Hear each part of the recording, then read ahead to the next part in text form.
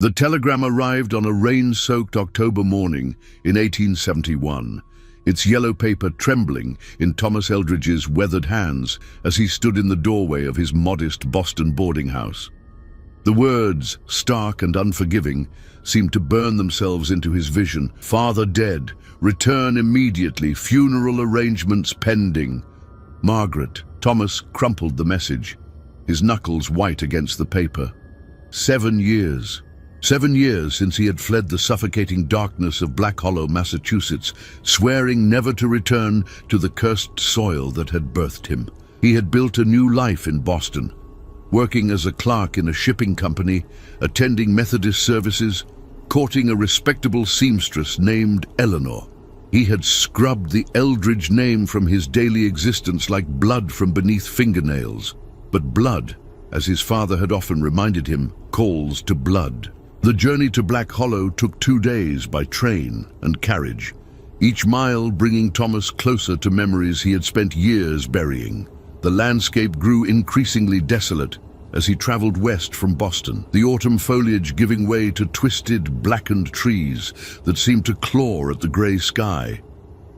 By the time the hired carriage turned down the familiar dirt road leading to the Eldridge property, a thick fog had settled over the land like a burial shroud. The mansion loomed before him, its Gothic silhouette unchanged by time. Built in 1698 by his ancestor Jeremiah Eldridge, the disgraced Puritan minister who had been cast out of Salem for trafficking with dark spirits, the house stood 3 stories tall, its weathered clapboard siding the color of old bones, gargoyles perched at the corners of the roof, their stone faces worn smooth by centuries of New England weather, yet their eyes seemed to track Thomas's approach with malevolent awareness. Margaret stood waiting on the front porch, her black mourning dress making her appear like a specter against the white columns. At 35, she was 3 years Thomas's senior, but the years at Black Hollow had aged her beyond her time. Her once golden hair had faded to the color of winter wheat, and deep lines etched her face like scars from some invisible battle. Thomas. Her voice carried no warmth, only the cold acknowledgement of duty fulfilled. I wasn't certain you would come. Neither was I, he replied, stepping down from the carriage with his single traveling bag. The driver, a local man whose face Thomas didn't recognize, refused to meet his eyes as he accepted payment. The horses stamped nervously, their breath forming clouds in the chill air, eager to be away from this place. As the carriage disappeared into the fog, Thomas found himself alone with his sister for the first time in 7 years. The silence stretched between them, heavy with unspoken accusations and buried grievances. How did he die, Margaret? Her composure cracked for just a moment, a flicker of something, fear, revulsion, crossing her features before the mask of stoic duty returned. Come inside, the others are waiting. The interior of the house struck Thomas like a physical blow. Nothing had changed. The same dark mahogany paneling lined the walls, the same Persian rugs covered the floors, and the same portraits of long-dead Eldridges stared down from their gilded frames with eyes that seemed to follow movement through the rooms. The air hung thick with the scent of old wood, candle wax, and something else. Something organic and unpleasant that Thomas couldn't quite identify. In the parlor, the surviving members of the Eldridge clan had gathered like carrion birds around a corpse. Uncle Silas, Elijah's younger brother, sat hunched in a wing-back chair, his rheumy eyes fixed on the fire crackling in the hearth. At 68, he had never married, dedicating his life to maintaining the family's traditions with a fervor that bordered on madness. Cousin Rebecca, Margaret's daughter, perched on the edge of a settee, her 19-year-old face pale and drawn. She had been barely 12 when Thomas left, and he was struck by how much she resembled Margaret at that age, before the weight of family secrets had bent her shoulders and dimmed her eyes. Thomas. Silas's voice was a dry rasp, like autumn leaves scraping against stone. The prodigal son returns at last. Uncle. Thomas nodded curtly, taking a seat across from the old man. I came, As soon as I received word. Did you now? Silas's lips curved in what might have been a smile. And here I thought you'd washed your hands of us entirely, thought you'd forgotten where you came from. I remember perfectly well where I came from, Thomas replied, his voice steady despite the anger building in his chest. That's precisely why I left. The old man's eyes glittered with malicious amusement. Oh, but you can't escape it, boy. It's in your blood, in your bones. The land remembers its children, even when they try to forget their heritage. Margaret cleared her throat, cutting through the tension. Perhaps we should discuss the arrangements. Father's body is in the cellar, prepared according to tradition. The burial is set for tomorrow evening. The cellar? Thomas frowned. Why not the funeral parlor in town? Because, Silas said, leaning forward in his chair, your father didn't die in a manner suitable for public viewing. The room fell silent except for the crackling of the fire and the steady tick of the grandfather clock in the corner. Thomas felt a familiar chill creep up his spine, the same sensation he had experienced countless times as a child in this house, the feeling of being watched by unseen eyes, of standing on the edge of an abyss that threatened to swallow him whole. What happened to him? Thomas asked quietly. Margaret and Silas exchanged a look, some silent communication passing between them. Rebecca shifted uncomfortably on the settee, her hands twisting in her lap. He was found in the old chapel, Margaret said finally, in the basement. The door had been locked from the inside. Thomas knew the chapel she spoke of, a small stone chamber beneath the house that Jeremiah Eldridge had built for his private devotions. As children, he and Margaret had been forbidden from entering that room, though they had sometimes heard their father's voice echoing up through the floorboards during his midnight rituals. And, Thomas prompted when she didn't continue. And he was marked, Silas said, his voice dropping to a whisper. Carved up like a sacrificial lamb. The old symbols, the ones from the grimoire. Someone, or something, had been at work on him. Thomas felt his blood turn to ice.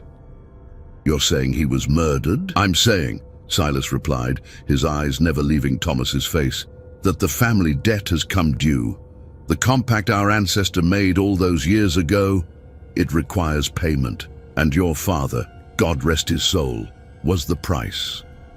Outside, the wind picked up, rattling the windows and sending a shower of dead leaves against the glass. In the distance, Thomas could hear the mournful cry of a nightbird, or perhaps something else entirely. Something that had no business walking the earth under God's sky. As if summoned by his thoughts, a sound drifted down from the upper floors of the house, a soft scratching, like fingernails against wood. The family members froze, their eyes turning toward the ceiling. What was that? Thomas asked. Nothing, Margaret said quickly, but her voice betrayed her fear. Just the house settling. It's old, you know, makes all sorts of noises. But Thomas remembered those sounds from his childhood, and he knew they had nothing to do with settling timber. They were the sounds of something trying to get in, or perhaps something trying to get out. The scratching came again, longer this time, followed by what sounded distinctly like footsteps moving across the floor above, heavy, deliberate steps that seemed to pause directly over where they sat. Father's room, Rebecca whispered, her face white as parchment. It's coming from Father's room. Silas rose from his chair with surprising agility for a man his age, his hand moving to the poker beside the fireplace. Perhaps, he said, his voice steady despite the fear in his eyes. It's time Thomas learned the truth about what really happened to his father, and what's been happening in this house since the day he died. The footsteps above grew louder, more insistent, as if whatever walked there knew it was being discussed.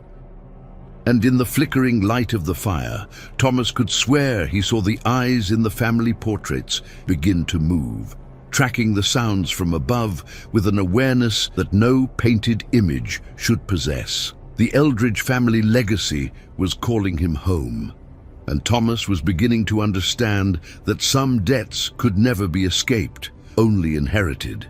The cellar of the Eldridge mansion had always been a place of shadows and whispered secrets, but as Thomas descended the narrow stone steps behind Margaret, he felt the weight of centuries pressing down upon him. The air grew colder with each step, thick with the smell of damp earth and something else, something sweet and cloying that made his stomach turn. "We've kept him here since yesterday," Margaret said, her voice echoing off the stone walls. "The town doctor. He refused to examine the body, said it was beyond his expertise." The cellar had been divided into several chambers over the years. The main room housed the family's wine collection and preserved goods, but it was to the smaller, older section that Margaret led him, the part of the basement that predated even the house itself, carved directly into the bedrock by Jeremiah Eldridge's own hands. They passed through a heavy oak door, reinforced with iron bands, and Thomas found himself in a circular chamber lit by oil lamps mounted on the walls. The room was perhaps 15 feet across, its walls covered in symbols that seemed to writhe and shift in the flickering light. Some he recognized from his childhood: the twisted crosses, the inverted pentagrams, the strange geometric patterns that hurt to look at directly. Others were new, carved more recently into the ancient stone. At the center of the chamber, laid out on a stone slab that served as both altar and table, was the body of Elijah Eldridge. Thomas had steeled himself for the sight, but nothing could have prepared him for the reality. His father lay naked, except for a white burial shroud that covered his lower body, and every inch of exposed skin bore the marks of some ritualistic mutilation. The symbols weren't simply carved, they had been burned into the flesh with surgical precision, creating a tapestry of scars that covered his chest, arms, and face. The smell of charred meat still lingered in the air, but it was his father's expression that truly horrified Thomas. Elijah's eyes were wide open, staring at the ceiling with a look of absolute terror frozen on his features. His mouth gaped in a silent scream, and his hands were clenched into claws, as if he had been trying to tear something away from himself in his final moments. "Dear God," Thomas whispered, crossing himself instinctively. "God had nothing to do with this," Silas said from behind them. The old man had followed them down, moving with the familiarity of someone who had spent considerable time in this chamber. "This is the work of older powers. Powers that our family has served for nearly 2 centuries. Thomas tore his gaze away from his father's corpse to stare at his uncle. "Served? What are you talking about?" Silas moved to one of the walls, running his gnarled fingers over the carved symbols with something approaching reverence. "Did you never wonder, boy, how the Eldridge family prospered when so many others failed? How our crops never failed, our livestock never sickened, our business ventures always succeeded? Did you think it was mere luck?" "I thought it was hard work and good fortune," Thomas replied, though even as he spoke the words, he knew they rang false. He had wondered as a child about the family's unusual prosperity, about the way other families in the region seemed to fear and avoid them, about the strange rituals his father performed in the dead of night. "Fortune, yes," Silas chuckled, a sound devoid of humor, "but not the kind that comes from honest labor. Our ancestor Jeremiah made a compact when he was cast out of Salem, a bargain with forces that existed long before Christ walked the earth, protection and prosperity for his bloodline in exchange for service." Margaret had remained silent during this exchange, but now she spoke, her voice barely above a whisper. "Every generation, Uncle. Tell him about every generation." Silas nodded grimly. "Every generation, one of the family must serve as the vessel, the conduit through which the old powers work their will. For nearly 200 years, that burden has fallen to the eldest son of each generation. Your grandfather served, your father served, and now it falls to you," Margaret finished, her eyes meeting Thomas's with a mixture of pity and resignation. Thomas felt the blood drain from his face. "That's insane. You're talking about devil worship, about..." "Not the devil," Silas interrupted. Something far older, something that was ancient when the first humans crawled from their caves. The entity that dwells beneath this land, that feeds on the life force of those who serve it willingly, and punishes those who try to break the compact. As if summoned by his words, a sound echoed through the chamber, a low, rhythmic thumping that seemed to come from the walls themselves. The oil lamps flickered, casting dancing shadows across the carved symbols, and for a moment Thomas could swear he saw movement in the stone itself, as if something vast and terrible was stirring just beyond the reach of mortal perception. "Father tried to break the compact," Margaret said, her voice shaking. 3 months ago, he found a way to sever the connection. He thought he could free us all from the curse, but the entity, it doesn't forgive betrayal." Thomas looked again at his father's mutilated corpse, understanding beginning to dawn. It did this to him? It marked him first, Silas explained. The symbols appeared on his skin overnight, burning themselves into his flesh while he slept. He tried to hide them, tried to find a way to remove them, but they only grew deeper, more painful. And then came the visions. What visions? "He saw the truth of what we serve," Margaret whispered. "The thing that lives beneath Black Hollow, the thing that has been feeding on our family's life force for generations. He saw what it really is, and what it plans to do when it finally has enough power to break free from its prison." The thumping sound grew louder, more insistent, and Thomas realized it was coming from below, from somewhere deep beneath the foundation of the house. With each beat, the temperature in the chamber seemed to drop another degree, and his breath began to mist in the suddenly frigid air. "It's calling to you," Silas said, his eyes gleaming with a mixture of fear and anticipation.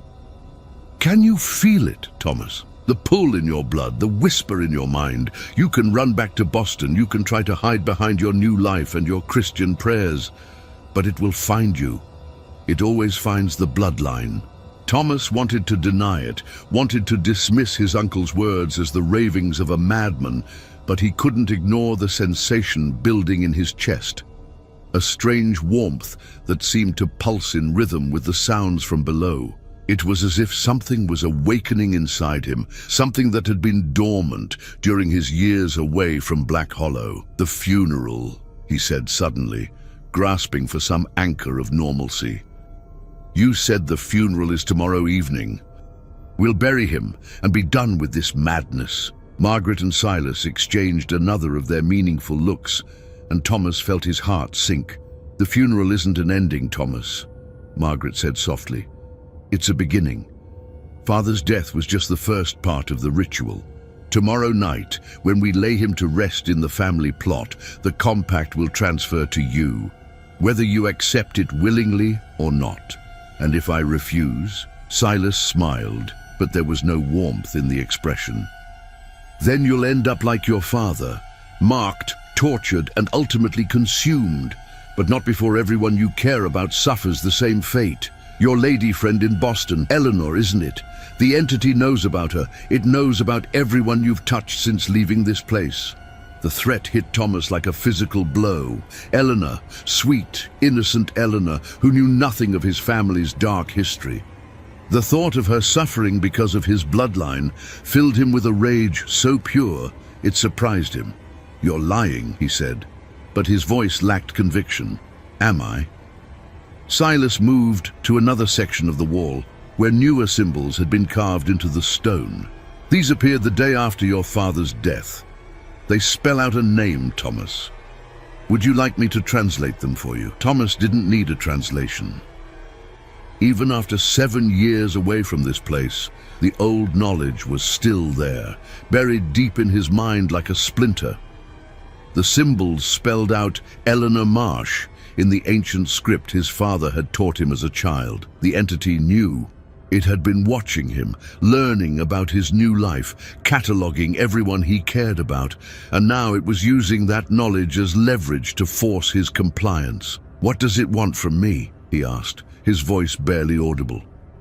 "The same thing it wanted from your father and grandfather before him," Silas replied, "to serve as its voice in the world of men, to gather the faithful, to perform the rituals that feed its power, to prepare for the day when it will no longer need to hide beneath the earth. And in return you live, your loved ones live, the family prospers. It's not such a terrible bargain, Thomas. Your father served faithfully for 30 years before his crisis of conscience. You could do the same." The thumping from below had grown so loud that dust was beginning to fall from the ceiling. The oil lamps guttered and flared, and in their unstable light, Thomas could see that the symbols on the walls were definitely moving now, writhing like living things across the stone surface. "I need time to think," he said, backing toward the door.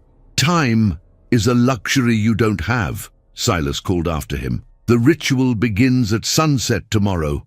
Whether you're ready or not, I suggest you use the hours wisely." Thomas fled the chamber, taking the stone steps 2 at a time in his haste to escape the oppressive atmosphere below. But even as he reached the main floor of the house, he could still feel the pull in his blood, stronger now than it had been before. The entity was awake, and it was calling to him with a voice that resonated in his very bones. Behind him, the thumping continued, a steady rhythm like a massive heartbeat buried deep in the earth. And somewhere in the darkness of the cellar, his father's corpse lay waiting for tomorrow's ritual. The ritual that would either make Thomas the newest servant of an ancient evil, or add his name to the list of those who had tried to resist and failed. The choice, such as it was, would have to be made soon. But as Thomas climbed the stairs to his childhood bedroom, he couldn't shake the feeling that the choice had already been made for him long ago, written in blood and sealed with the suffering of generations. The Eldridge legacy was calling, and Thomas was beginning to understand that some inheritances could never be refused. Thomas spent the night in his childhood bedroom, but sleep proved elusive. Every creak of the old house, every whisper of wind through the eaves, seemed to carry with it the promise of something watching, waiting. The room itself felt smaller than he remembered, the walls pressing in with the weight of accumulated memories and secrets. He had tried to pray, kneeling beside the narrow bed, as he had as a child, but the words felt hollow in his mouth. How could he call upon God for protection when his very blood was bound to something that predated Christianity by millennia? The irony wasn't lost on him. Jeremiah Eldridge had been cast out of Salem for heresy, only to bind his descendants to something far worse than anything the Puritan ministers could have imagined. As dawn broke over Black Hollow, painting the sky the color of old blood, Thomas made his way downstairs to find the house already stirring with activity. Margaret was in the kitchen, preparing what appeared to be a feast despite the somber occasion. The smell of roasting meat and fresh bread filled the air, but underneath it lurked that same sweet, cloying odor he had noticed in the cellar. "The mourners will arrive this afternoon," Margaret explained, without looking up from her work. "Family, friends, business associates, members of the congregation." Congregation! Thomas poured himself coffee from the pot on the stove, noting how his sister's hands trembled as she worked. Father's followers, the ones who participated in the rituals. They'll want to pay their respects and witness the transition. Thomas felt his stomach turn. How many people know about this madness? More than you might think. The entity's influence extends throughout the region. Farmers whose crops never fail, merchants whose ventures always prosper, families whose children never sicken. They all serve in their own way, and in return they receive protection and prosperity. "And they're all coming here tonight?" Margaret finally turned to face him, and Thomas was shocked by how haggard she looked in the morning light. Dark circles ringed her eyes, and her skin had taken on a grayish pallor that spoke of sleepless nights and constant fear. "They have to come," she said. "The ritual requires witnesses. The compact must be transferred publicly before the faithful, so that all may see the continuity of the Bloodline service." Thomas set down his coffee cup with shaking hands. Margaret, we have to find a way out of this. There has to be something. Do you think I haven't tried? She snapped, her composure finally cracking. Do you think any of us wanted this life? I've spent 20 years searching for some way to break the compact without triggering the entity's wrath. Father spent the last 3 months of his life trying to find a loophole, some escape clause in the original bargain. Look how that ended. She gestured toward the cellar door, and Thomas could hear the faint sound of that rhythmic thumping still echoing from below.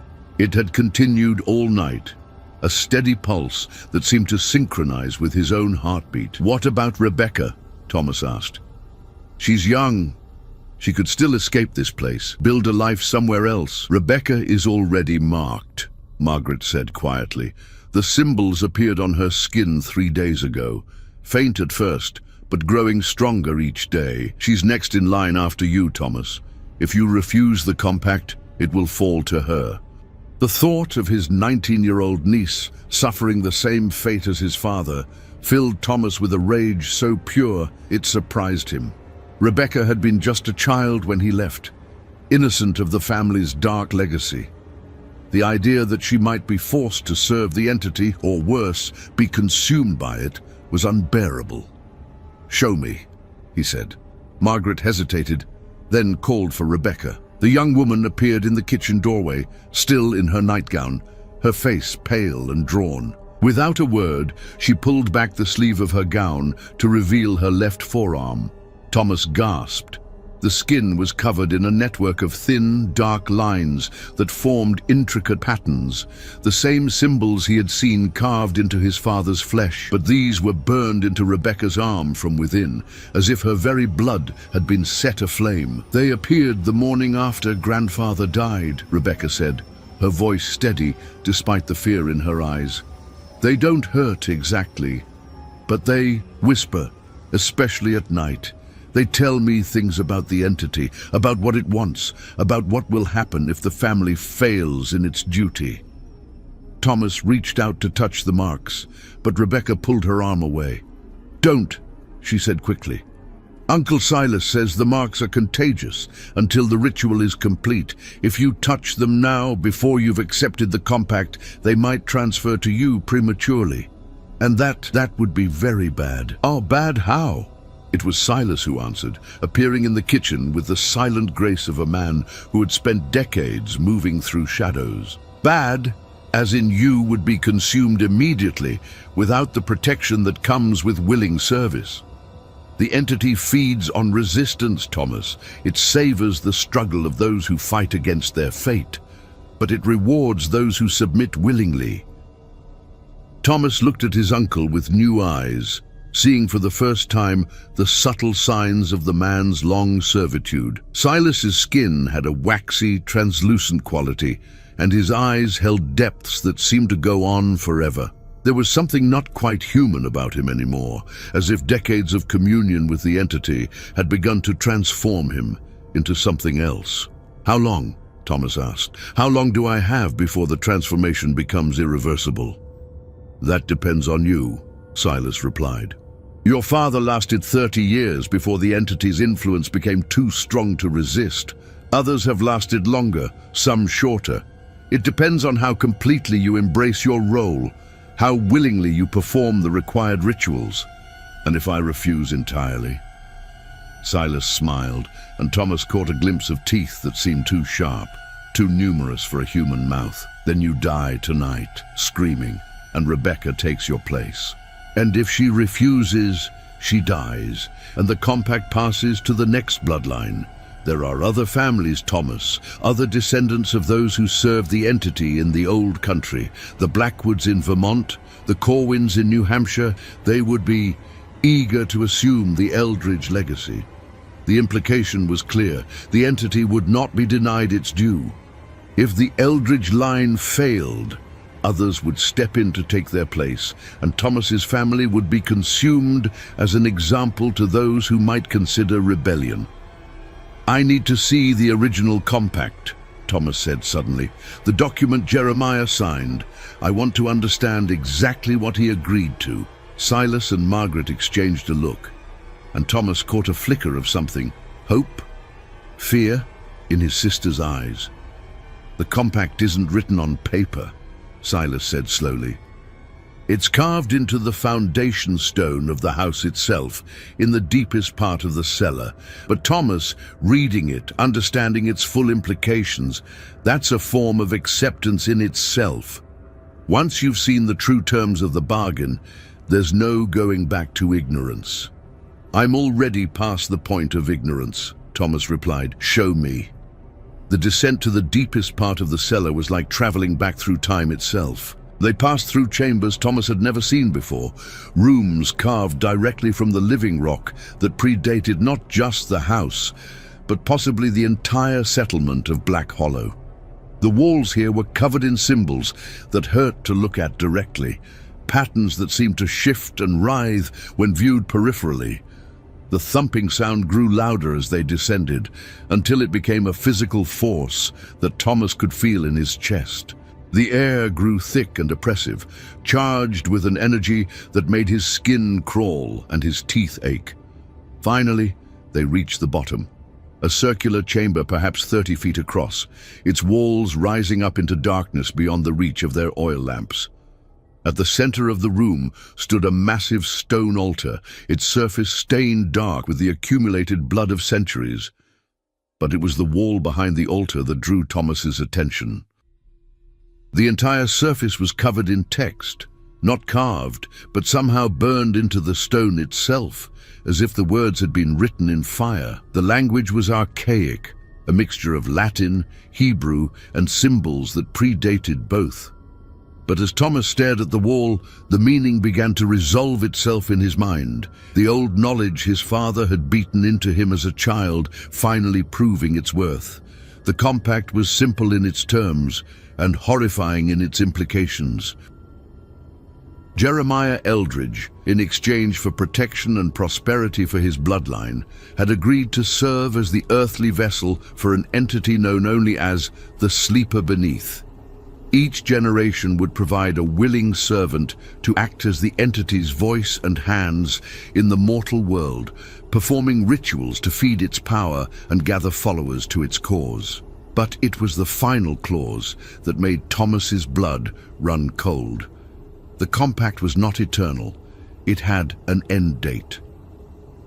When the entity had gathered sufficient power, when enough blood had been spilled and enough souls corrupted, it would break free from its earthly prison and reclaim the world that had once been its domain. And when that day came, the Eldridge bloodline would be rewarded with positions of power in the new order, or consumed entirely if they had failed in their duty. "How long?" Thomas whispered, his voice barely audible in the oppressive atmosphere of the chamber. "The calculations vary," Silas replied, "but Father believed we had perhaps 50 years remaining, maybe less if the rituals continue to grow in power and frequency." Thomas stared at the wall, understanding finally dawning. His father hadn't tried to break the compact out of moral conviction. He had tried to break it because he had realized what the entity's ultimate goal truly was. Not just the corruption of a single family, but the end of the world as humanity knew it. "There has to be a way," Thomas said, turning to face his uncle. "Some loophole, some escape clause." "There is one," Silas said quietly, and both Thomas and Margaret turned to stare at him in shock. "What?" Margaret gasped. "You never said—" "Because it's worse than serving," Silas replied. "The compact can be broken, but only through the willing sacrifice of the entire bloodline. Every Eldridge, from the oldest to the youngest, must die by their own hand on the same night, their blood spilled on this altar while speaking the words of renunciation. Only then will the entity be forced to seek another family to serve its needs." The chamber fell silent, except for the rhythmic thumping from somewhere even deeper below. Thomas felt the weight of generations pressing down on him, the accumulated sins and compromises of nearly 2 centuries of his family's history. "And if we did that," he said slowly, "if we all died tonight, what would happen to the entity? It would be weakened, forced back into dormancy for perhaps a century while it found new servants. But it wouldn't be destroyed, Thomas. It's older than human civilization, older than the continents themselves. It will always find a way to return." Thomas closed his eyes, feeling the pull in his blood growing stronger with each passing moment. The entity was calling to him, offering him power and purpose in exchange for his soul, and the terrible truth was that part of him, a part that grew stronger the longer he remained in this place, wanted to answer that call. "The ritual begins at sunset," Silas said, his voice gentle now, almost paternal. "You have until then to decide. But remember, Thomas, whatever choice you make, you'll have to live with the consequences, or die with them." Uber did. As they climbed back toward the surface, Thomas could feel the entity's presence growing stronger, more insistent. It was awake now, fully aware of his return to Black Hollow, and it was hungry for the power that his willing service would provide. The choice was his to make, but as the shadows lengthened toward evening, Thomas was beginning to understand that some choices were illusions, that his fate had been sealed the moment he was born an Eldridge, and all that remained was to decide how he would meet that fate. With acceptance or defiance, with dignity or despair. The entity didn't care which he chose. It would feed either way. As afternoon shadows stretched across Black Hollow, the mourners began to arrive. Thomas watched from his bedroom window as carriages and riders approached the Eldridge mansion, their occupants moving with the purposeful gait of those attending more than a simple funeral. These were the faithful, the servants of the entity who had prospered under its protection, and they came bearing offerings. The first to arrive was Dr. Cornelius Blackwood, a gaunt man in his 60s whose medical practice in the nearby town of Millbrook had never lost a patient to disease. A statistical impossibility that the locals attributed to his exceptional skill rather than supernatural intervention. He carried with him a leather satchel that clinked with the sound of metal instruments, and his pale eyes swept the grounds with the familiarity of someone who had attended many such gatherings. Behind him came the Marsh family, no relation to Thomas's Eleanor despite the shared surname, who owned the largest farm in the region. Their crops had never failed, their livestock had never sickened, and their 7 children had all survived to adulthood in an era when infant mortality claimed 1 in 3. They brought with them a wooden crate that moved and rustled with whatever living thing was trapped inside. More followed. The banker Ezra Corwin, whose investments always yielded impossible returns. The merchant Samuel Hale, whose ships never foundered and whose goods never spoiled.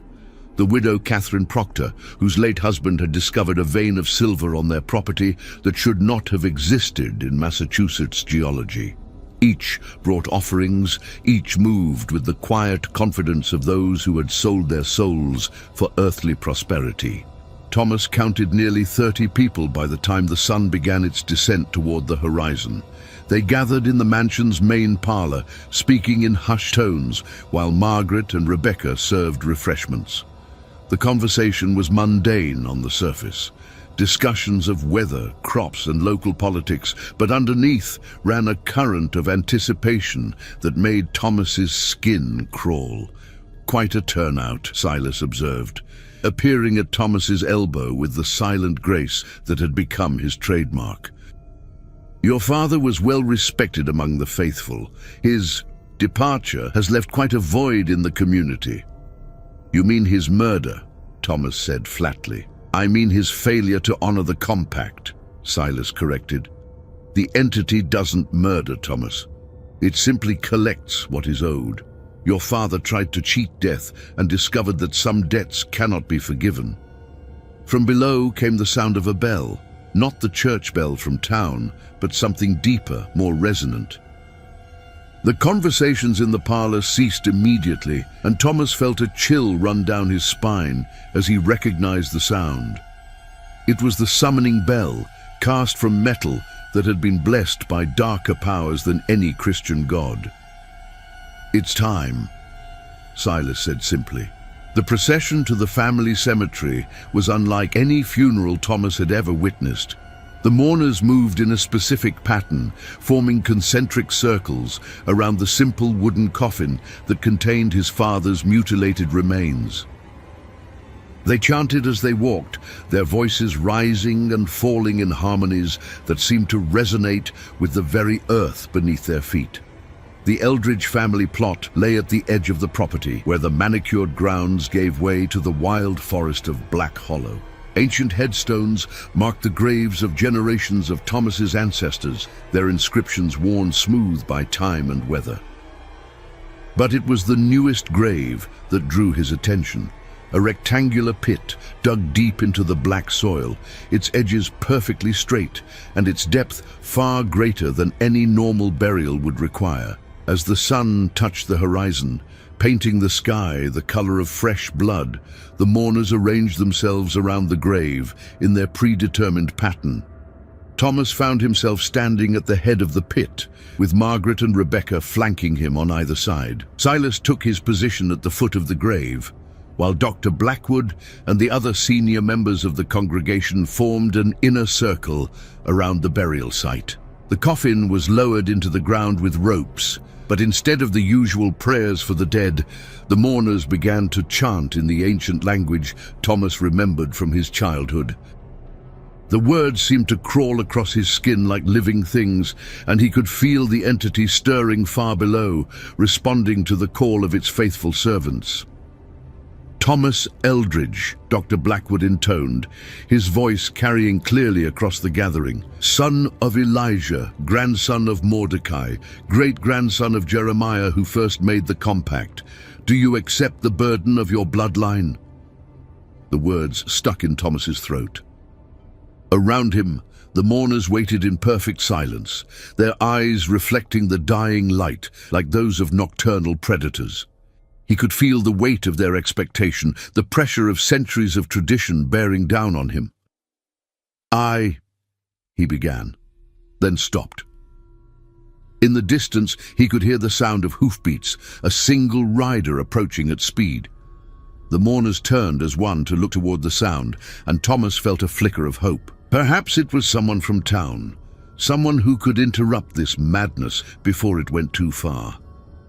But the rider who emerged from the forest was no savior. It was a woman in her 30s, her dark hair streaming behind her as she urged her horse toward the cemetery. She wore traveling clothes stained with mud and sweat, and her face bore the desperate expression of someone who had ridden hard through the night. Eleanor, Thomas whispered, his heart sinking. She dismounted before her horse had fully stopped, stumbling slightly as she ran toward the gathering. The mourners parted to let her through, their faces showing no surprise at her arrival, as if they had been expecting her. "Thomas!" she called, her voice breaking with exhaustion and fear. "Thank God I found you. I received the strangest message, someone claiming to be your uncle, telling me you were in danger, that I needed to come immediately."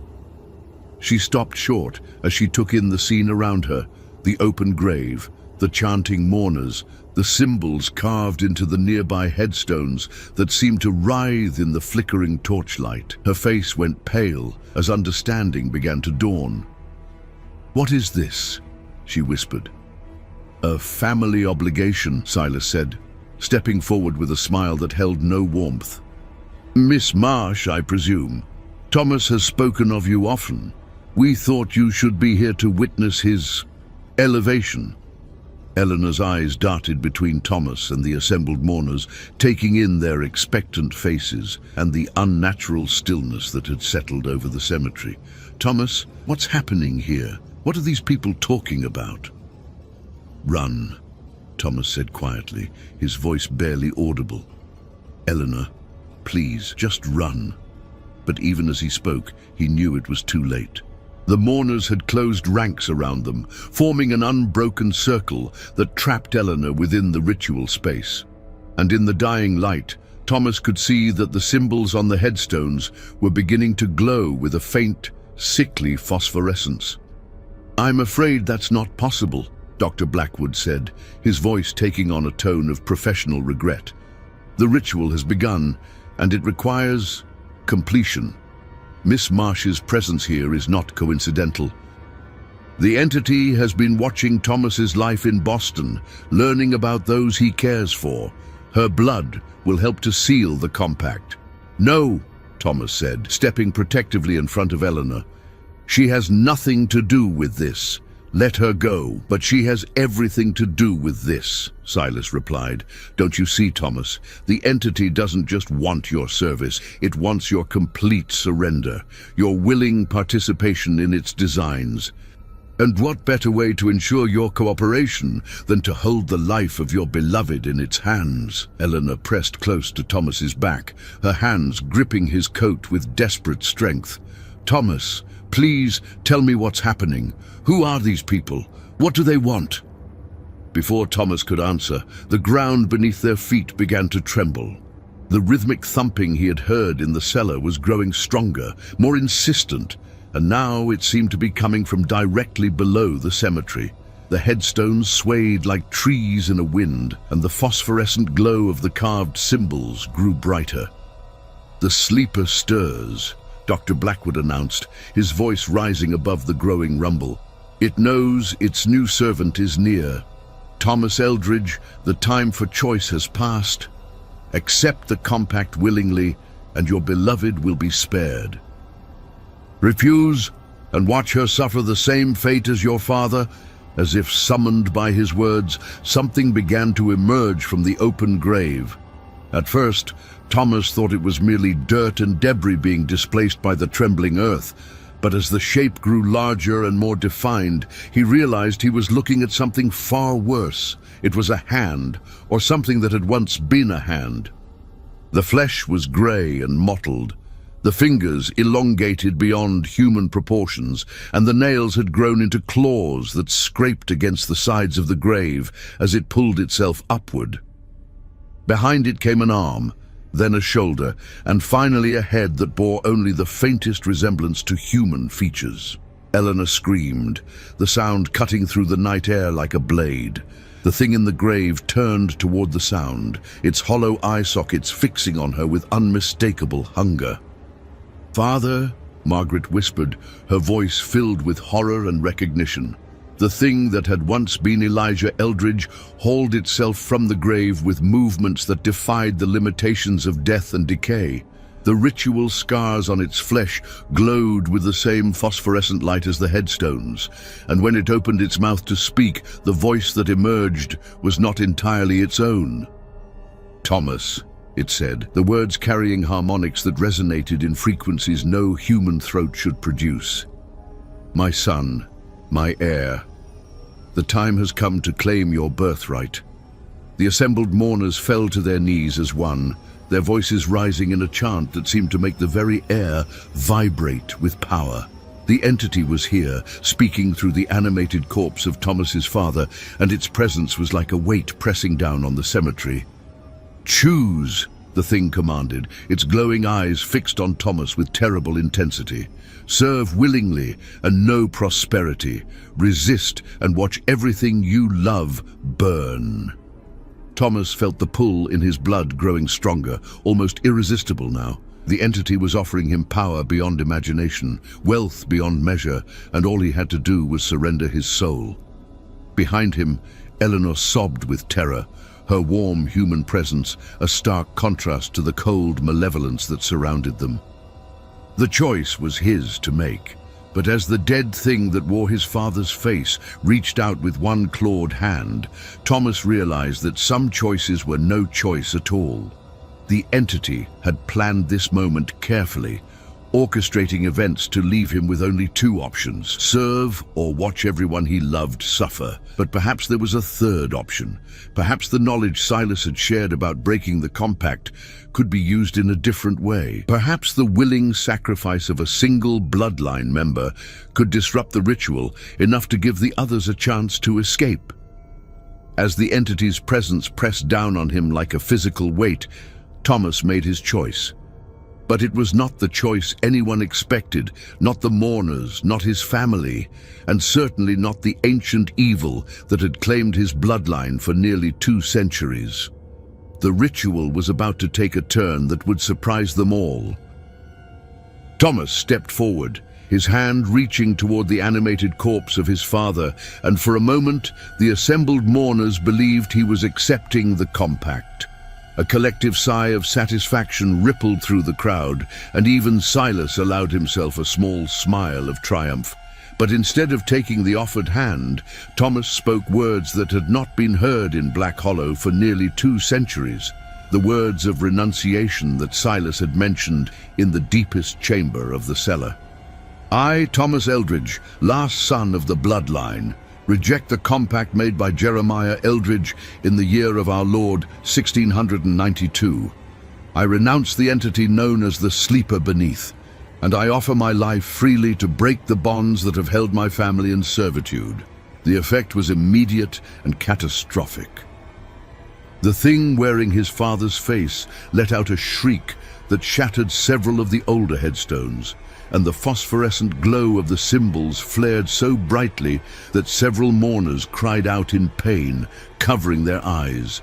The ground beneath the cemetery began to crack and split, as if something massive was thrashing in fury far below. "No!" Silas roared, lunging toward Thomas with surprising speed. "You don't understand what you're doing. The renunciation requires the death of the entire bloodline. I know exactly what I'm doing," Thomas replied, pulling a knife from his coat, the same blade he had taken from the kitchen earlier that evening. "But I'm not the last of the bloodline." He turned to look at Margaret and Rebecca, both of whom stood frozen in shock at his words. "Run," he told them. "Take Eleanor and run. Get as far from this place as you can." "Thomas, no!" Margaret cried, but he was already moving, the knife flashing in the torchlight as he drew it across his throat in one swift motion.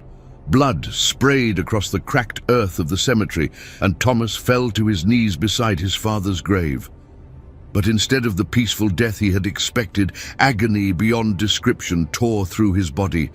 The entity was fighting the renunciation, using every ounce of its power to keep him alive long enough to complete the compact. The animated corpse of his father lurched forward, its clawed hands reaching for Thomas's bleeding throat. "You cannot escape so easily," it hissed, its voice now purely that of the entity. "The compact binds all who carry the blood. Your death means nothing if the others still live." Through the haze of pain, Thomas saw Margaret grab Eleanor's hand and begin pulling her toward the edge of the cemetery.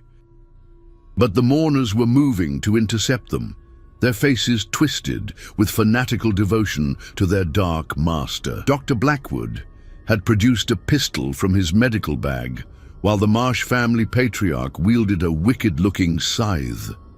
"The bloodline must be preserved," Dr. Blackwood declared, taking aim at Margaret. "The compact cannot be broken by the death of one man."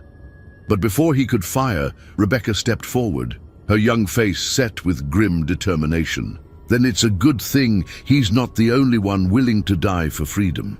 She had taken a shard of broken headstone in her hand, its edge sharp enough to cut.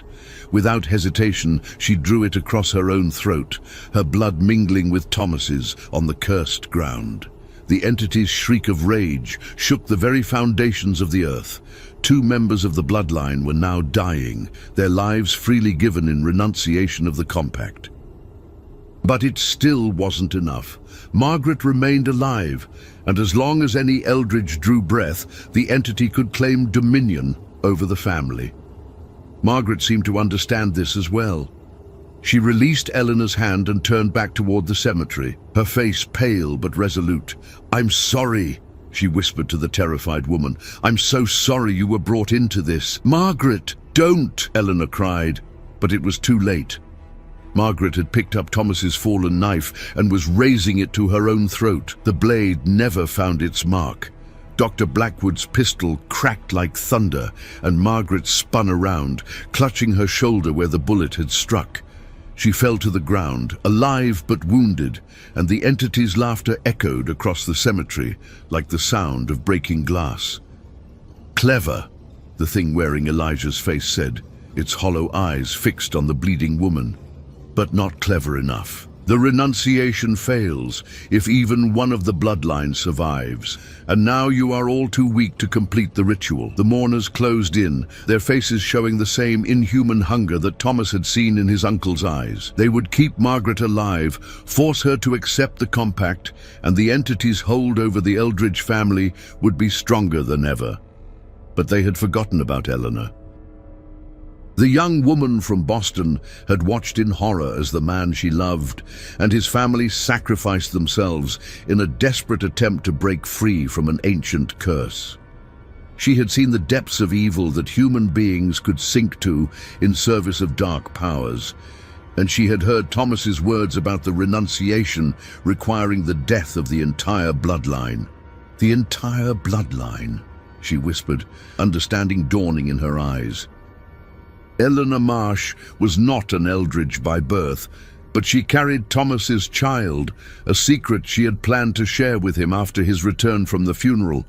The child was barely 2 months along, invisible to the naked eye, but undeniably part of the Eldridge bloodline. Without hesitation, she picked up the shard of headstone that Rebecca had dropped and pressed its sharp edge to her own throat. "For Thomas," she said simply, and drew the stone across her flesh.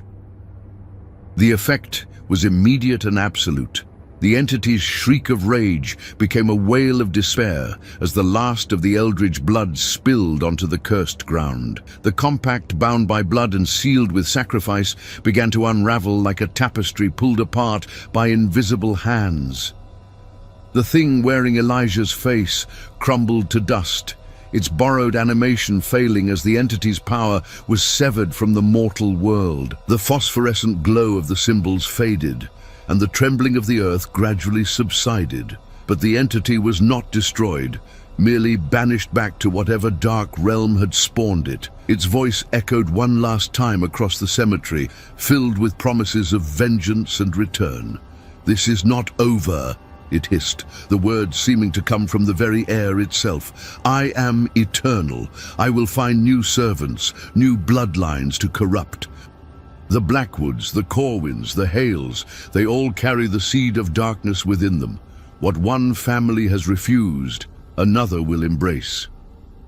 The mourners, released from the entity's direct influence but still bound by their own choices, began to scatter into the night. Some fled in terror, finally understanding the true nature of what they had served. Others remained, their faces showing the same fanatical devotion that had brought them to the cemetery in the first place. Dr. Blackwood was among those who stayed, his pale eyes reflecting the dying torchlight as he knelt beside the bodies of the Eldridge family. "The compact may be broken," he said, his voice carrying clearly across the cemetery, "but the faithful remain.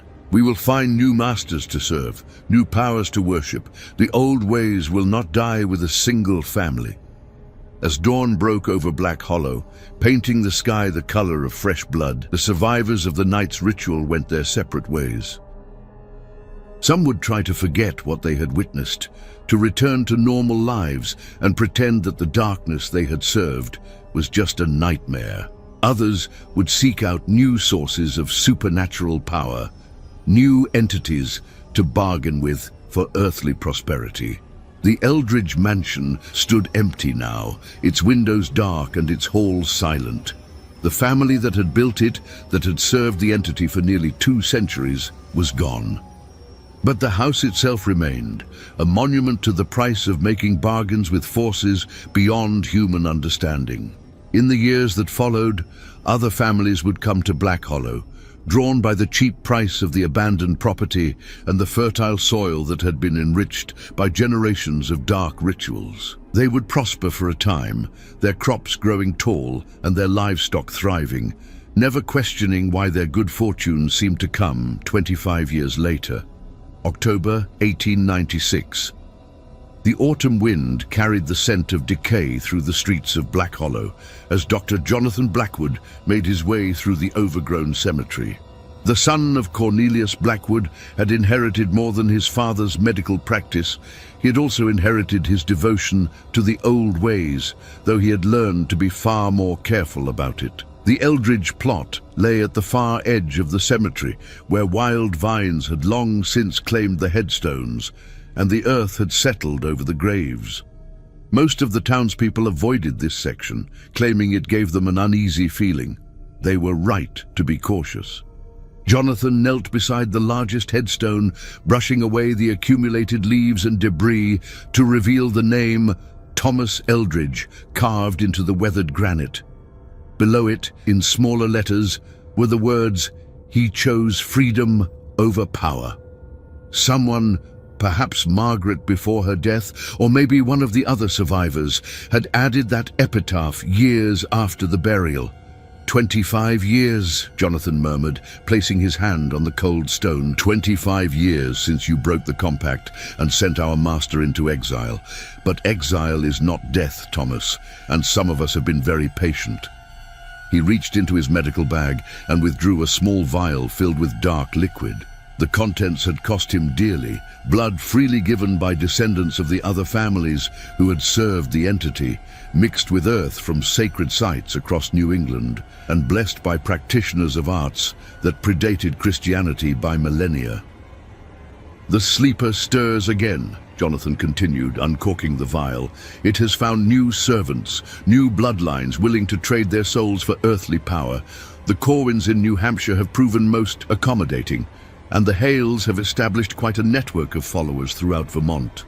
He poured the liquid onto Thomas's grave, watching as it seeped into the earth with an unnatural eagerness. The ground began to steam slightly, and for a moment Jonathan could swear he heard something stirring far below.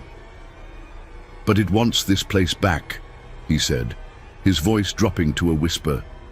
"Black Hollow was its first foothold in the New World, and it will not rest until it reclaims what was lost. Your sacrifice bought the world 25 years of peace, Thomas, but that peace is ending." A sound echoed across the cemetery, the same rhythmic thumping that had once emanated from the Eldridge cellar, but now it was coming from multiple locations, as if something vast was awakening beneath the entire town.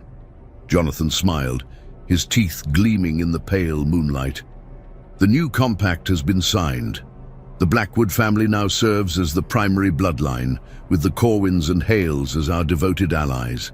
We have learned from your family's mistakes, Thomas. We will not allow sentiment or conscience to interfere with our duty." He stood, brushing the dirt from his knees, and looked out over the town of Black Hollow. Lights flickered in windows where families slept peacefully, unaware that their prosperity over the past quarter-century had come at a price.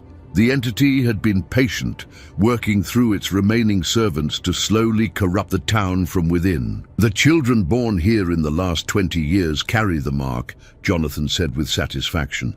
"Not the obvious symbols that marked your family, but something subtler, a predisposition toward darkness, a hunger for power that will make them eager servants when the time comes. We have learned to be more efficient in our recruitment methods." A carriage approached through the cemetery gates, its wheels crunching on the gravel path. Jonathan recognized the driver, Samuel Hale Jr., son of the merchant who had served the entity in the old days. The younger Hale had proven even more devoted than his father, establishing a network of followers that stretched from Boston to Burlington. "Doctor!" Hale called softly as he brought the carriage to a stop. "The preparations are complete. The ritual circle has been prepared in the old Eldridge cellar, and the sacrifices are ready." "Excellent," Jonathan replied, taking one last look at Thomas's headstone. "And our volunteers?" "3 families from the newer settlements. They believe they're participating in a harvest blessing ceremony. They have no idea what they're actually offering to our master." Jonathan nodded with approval. The entity had taught them well over the years. It was far easier to corrupt the willing than to force the unwilling into service. By disguising their rituals as community celebrations or religious ceremonies, they had managed to gather dozens of new servants without raising suspicion. "The sleeper will be pleased," Jonathan said, climbing into the carriage. "Tonight we reclaim Black Hollow. Tomorrow we begin expanding our influence to the surrounding towns. Within a generation, all of New England will serve our master's will." As the carriage rolled through the empty streets toward the abandoned Eldridge mansion, Jonathan reflected on how much had changed since that night 25 years ago. The entity had learned from its defeat, becoming more subtle in its approach, more patient in its corruption. Instead of relying on a single bloodline, it now worked through multiple families, spreading its influence like a web across the region. The Eldridge mansion loomed before them, its windows dark and its walls covered in ivy. But the cellar had been restored, its ritual chambers cleaned and prepared for the night ceremony. The entity's new servants had been busy over the years, quietly working to rebuild what Thomas and his family had destroyed. "Doctor," Hale said as they approached the front door, "what if there are other descendants, other Eldridge bloodlines that we haven't accounted for?" Jonathan smiled coldly. "There are none. We made certain of that years ago. The few distant cousins who might have carried the blood met with unfortunate accidents, car crashes, house fires, sudden illnesses. The entity's reach is long, Samuel, and its memory longer still." They entered the mansion, their footsteps echoing through halls that had stood empty for decades. But tonight, the house would serve its original purpose once again. Tonight, the entity would reclaim its first foothold in the new world. In the cellar, the ritual circle had been prepared with meticulous care. The symbols carved into the walls glowed with fresh phosphorescence, and the altar at the center of the chamber had been cleaned and consecrated with blood from willing servants. Around the circle, 13 figures knelt in prayer, men and women from the newer settlements who believed they were participating in a harvest blessing. "My friends," Jonathan said, his voice carrying clearly through the chamber, "tonight we celebrate the bounty of our land and the prosperity of our community. Tonight we give thanks to the powers that have blessed us with such abundance." The kneeling figures murmured their agreement, their faces showing the peaceful contentment of those who believed they were performing a sacred duty. They had no idea that their harvest blessing was actually a ritual to summon an entity older than human civilization. As Jonathan began the incantation, the symbols on the walls flared brighter, and the familiar thumping sound began to echo from somewhere far below. But this time it was answered by similar sounds from across the town, the entity's influence spreading like ripples in a pond. "Come forth, sleeper beneath," Jonathan intoned, his voice rising above the growing rumble. "Reclaim what was lost, take back what was stolen. Let your servants prepare the way for your return to the world above." The altar began to crack, and something dark and viscous seeped up through the stone. The kneeling figures gasped in wonder, believing they were witnessing a miracle. They had no idea they were watching the first drops of an ocean of corruption that would soon engulf their entire world. As the entity's presence filled the chamber, Jonathan felt the familiar rush of power that came with serving forces beyond human comprehension. But this time, there was something different, something stronger and more focused than the chaotic hunger he remembered from his youth. The entity had learned patience, it had learned subtlety, and most importantly, it had learned from the mistakes that had led to the Eldridge family's successful rebellion. This time, there would be no escape. This time, the compact would hold until the end of days. The ritual continued through the night, and by dawn, Black Hollow belonged to the entity once again. But unlike the crude dominion it had exercised through the Eldridge family, this new control was subtle, pervasive, and nearly impossible to detect.